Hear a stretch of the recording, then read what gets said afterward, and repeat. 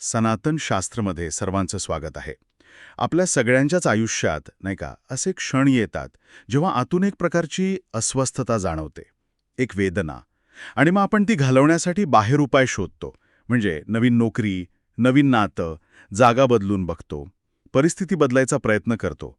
पण काय होईल जर मी तुम्हाला सांगितलं की 17व्या शतकातले एक महान संत तुकाराम महाराज एका पूर्णपणे वेगळ्या मार्गाबद्दल सांगतात. एक असा मार्ग जिथे बाहेर काहीच बदलायची गरज नाहीये.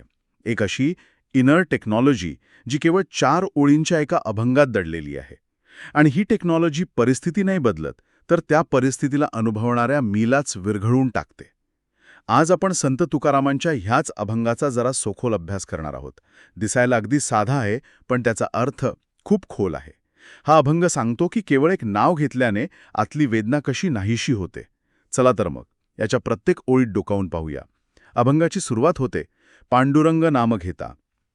आता हे ऐकायला खूप सोपं वाटतं. देवाचं नाव घ्या, पांडुरंगाचं नाव घ्या.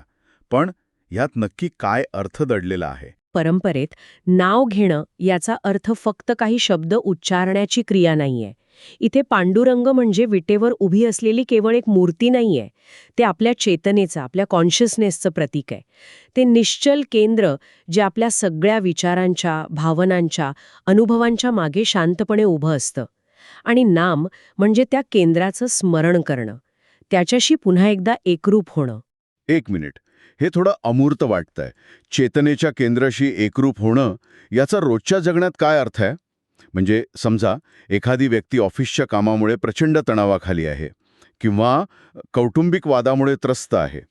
त्या व्यक्तीने या क्षणी नाम घेणं म्हणजे नेमकं काय करायचं? खूप चांगला प्रश्न आहे. यालाच नामस्मरण किंवा रिमेंबरन्स ऑफ बीइंग असं म्हणतात. समजा तुम्ही ट्रॅफिकमध्ये अडकला आहात आणि तुम्हाला प्रचंड राग येतोय. त्या क्षणी की नाही तुमच्याकडे 2 पर्याय आहेत.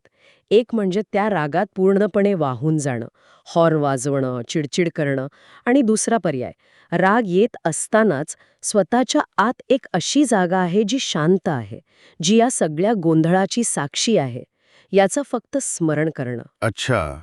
हे म्हणजे रागाला दाबून टाकणं नाही, अजिबात नाही, तर रागाच्या पलीकडे असलेल्या तुमच्या मूळ अस्तित्वाची आठवण करणं.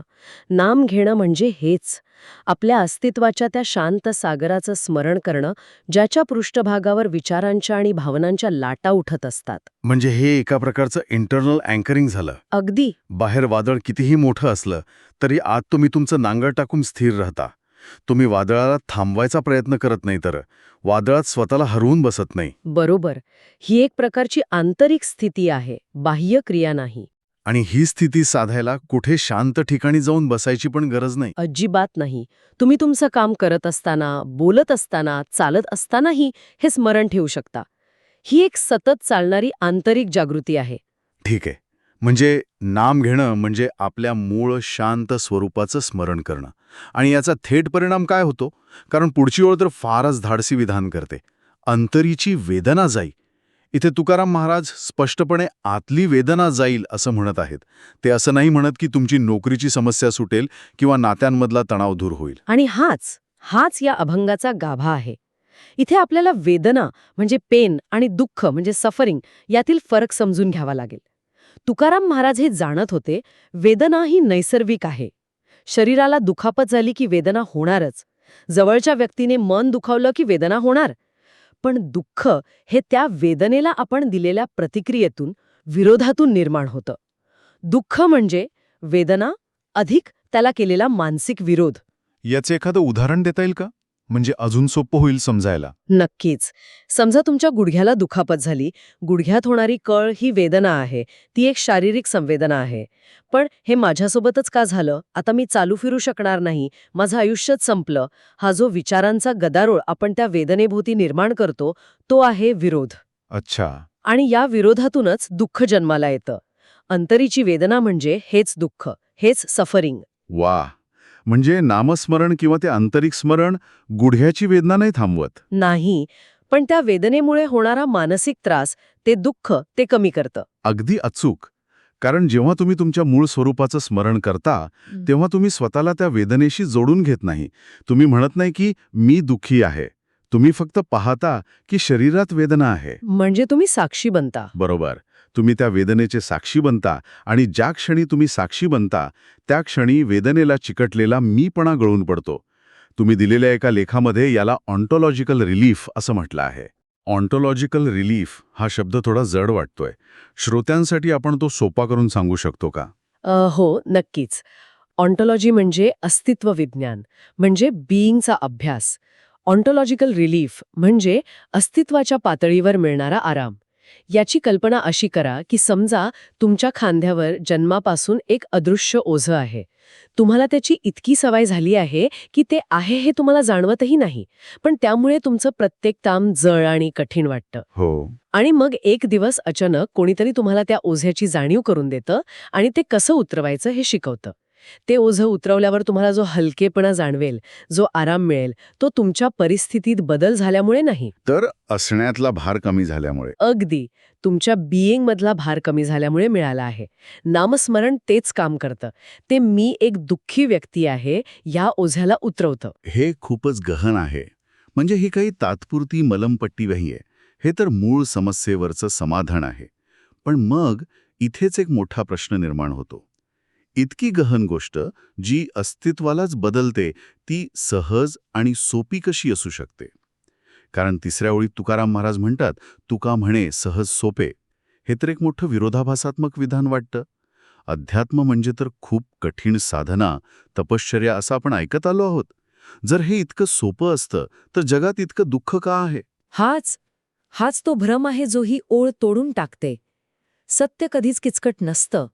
आपला अहंकार, आपलं मन त्याला किचकट बनवतं. सहज या शब्दाचा अर्थ समजून घेऊया. सह म्हणजे सोबत आणि ज म्हणजे जन्मलेला. जे तुमच्या सोबतच जन्मलेलं आहे, जे तुमचं मूळ स्वरूप आहे, ते आहे सहज. अच्छा. तुम्हाला श्वास घेण्यासाठी काही प्रयत्न करावे लागतात का? नाही, तो सहजपणे चालतो. तुमचं मूळ स्वरूप, ते आनंदी, शांत असणं, हे सुद्धा तितकंच सहज आहे. पण मग ते आपल्याला अनुभवायला का येत नाही? अडचण कुठे आहे? अडचण ही आहे की आपण सतत काहीतरी करण्याचं, बनण्याचं म्हणजे बिकमिंगच्या प्रयत्नात असतो. आपल्याला वाटतं की शांतता मिळवावी लागते, आनंद निर्माण करावा लागतो. पण तुकाराम महाराज म्हणतात की तुम्हाला काहीच मिळवायचं नाहीये. फक्त तुम्ही जे नाही आहात ते व्हायचं थांबवायचंय. प्रयत्न थांबवायचे आहे. हो, नामस्मरण ही करण्याची गोष्ट नाहीये, तर ती एक अशी अवस्था आहे ज्यात आपण आपल्या सगळ्या प्रयत्नांना सोडून देऊन आपल्या मूळ स्वरूपात आराम करतो. अडचण करण्यात नाही, तर न करण्याचं आपल्याला जमत नाही आहे. आपलं मन शांत बसत नाही. बरोबर. आपलं मन सतत धावत असतं, त्याला शांत बसता येत नाही. म्हणूनच ही प्रक्रिया सोपी आहे, पण सुलभ नाही. Simple but not easy. वा.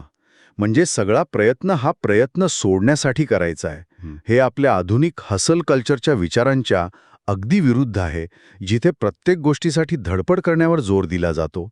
इथे तर धडपड थांबवायला सांगितलं जात आहे. अगदी बरोबर.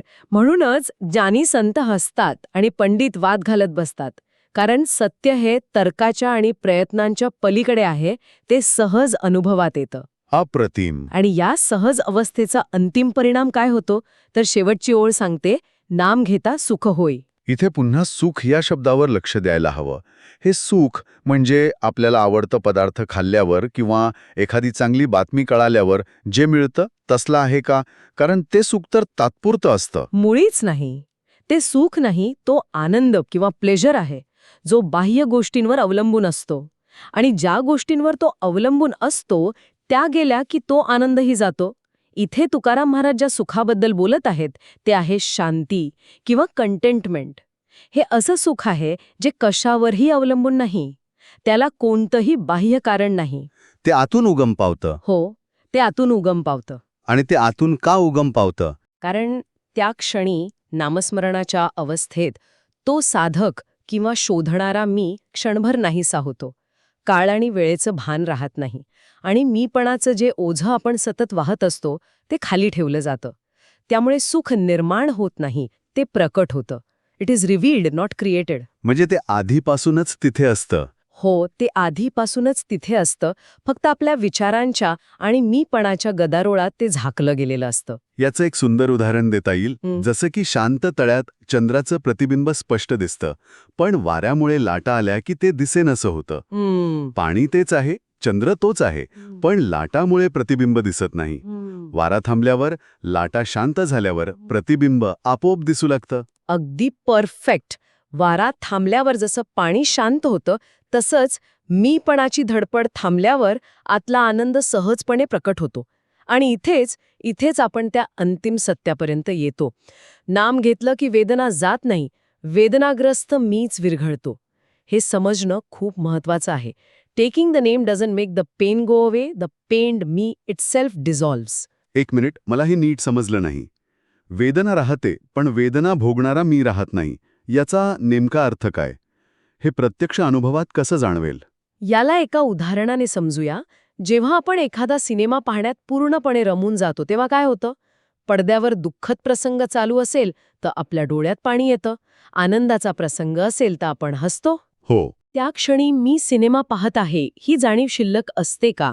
नाही. तिथे फक्त अनुभव असतो. अनुभव घेणारा मी नसतो. तुम्ही त्या अनुभवाशी एकरूप झालेले असता. नामस्मरणातही तेच घडतं.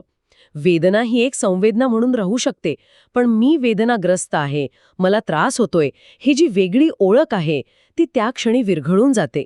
फक्त शुद्ध अनुभव शिल्लक राहतो. त्याला चिकटवलेला मी राहत नाही. आणि हाच खरा मोक्ष आहे. अगदी. तर आपण या 4 ओळींचा प्रवास केला.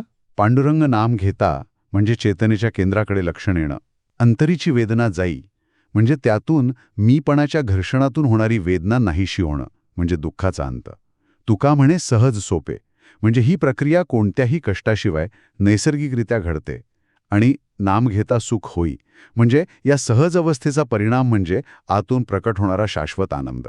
तुमच्या एका सोर्समध्ये या अभंगाला सटल बट एक्सप्लोजिव्ह म्हटलं आहे. दिसायला अगदी साधा पण त्याचा प्रभाव खूप मोठा आहे. हा एक्सप्लोजिव्ह किंवा स्फोटक का आहे? कारण हा अभंग त्या सगळ्या व्यवस्थांना सुरंग लावतो, ज्या प्रयत्न, कष्ट, अधिकार श्रेणी आणि भीतीवर उभ्या आहेत. हा अभंग सांगतो की तुम्हाला मुक्तीसाठी कोणा गुरुवर किंवा बाह्य शक्तीवर अवलंबून राहायची गरज नाही. तुम्हाला तीव्र साधनेची गरज नाही. तुम्हाला दुःखातून जाण्याची गरज नाही.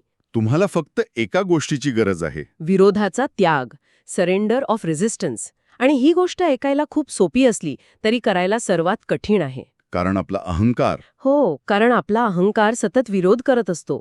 तोच मी आहे जो म्हणतो नाही, हे इतकं सोपं असूच शकत नाही. म्हणजे आपल्या अस्तित्वाच्या मुळाशी, आपल्या उगमाकडे परत जाणं हाच खरा मार्ग आहे. मी वेगळा आणि जग वेगळं ही जी आपल्या मनात विभागणी आहे तीच खरी जखम आहे. आणि नामस्मरण ही जखम भरून काढतं. हो, आणि त्यासाठी कोणत्याही हीलरची गरज नाही, काही फिक्स करण्याची गरज नाही, काहीतरी बनण्याची गरज नाही. फक्त स्मरण, जस्ट रिमेंबरिंग. पांडुरंगापर्यंत पोचायचं नाहीये. आपण जे मूळ रूपात आहोत ते पांडुरंगच आहे, याचं फक्त स्मरण करायचं आहे. तर आज आपण पाहिलं की संत तुकारामांचा हा साधा अभंग आपल्याला नामस्मरणाच्या केवळ भक्तिमार्गावरून आत्मसाक्षात्काराच्या मार्गावर कसा घेऊन जातो. हे फक्त नाव घेणं नाही, तर स्वतःच्या अस्तित्वाची आठवण करणं आहे. वेदना घालवणं नाही, तर वेदनाग्रस्त मीलाच विरघळवणं आहे. जाता जाता एक विचार सोडून जाते. जर केवळ नामस्मरणाने म्हणजे आपल्या मूळ स्वरूपाच्या आठवणीने आपला वेदनाग्रस्त मी विरघळू शकतो, तर मग आपल्या अस्तित्वाचे किंवा ओळखीचे असे आणखी कोणते पैलू आहेत, जसे की रागीट मी, चिंताग्रस्त मी किंवा अगदी यशस्वी मी, जे केवळ आपल्या सततच्या प्रयत्नांमुळे आणि आपल्या मूळ स्वरूपाला विसरल्यामुळेच टिकून आहेत. जर संत तुकारामांच्या या सहज मार्गाच्या ज्ञानाने तुमच्या अंतर्मनाला स्पर्श केला असेल, तर हा सहजतेचा दिवा इतरांपर्यंतही पोहोचवा. हे ज्ञान सहज आहे, ते सहजतेनेच पसरायला हवं. त्यामुळे हे इतरांपर्यंत सहजतेने पोहोचवा. तुमच्या मनात कोणता विचार आला हे आम्हाला कमेंट्समध्ये नक्की सांगा. आणि सनातन ज्ञानाच्या अशाच सखोल प्रवासात सामील होण्यासाठी आमच्या चॅनलला सबस्क्राईब करून या परिवाराचा भाग बना. भेटूया पुढच्या भागात.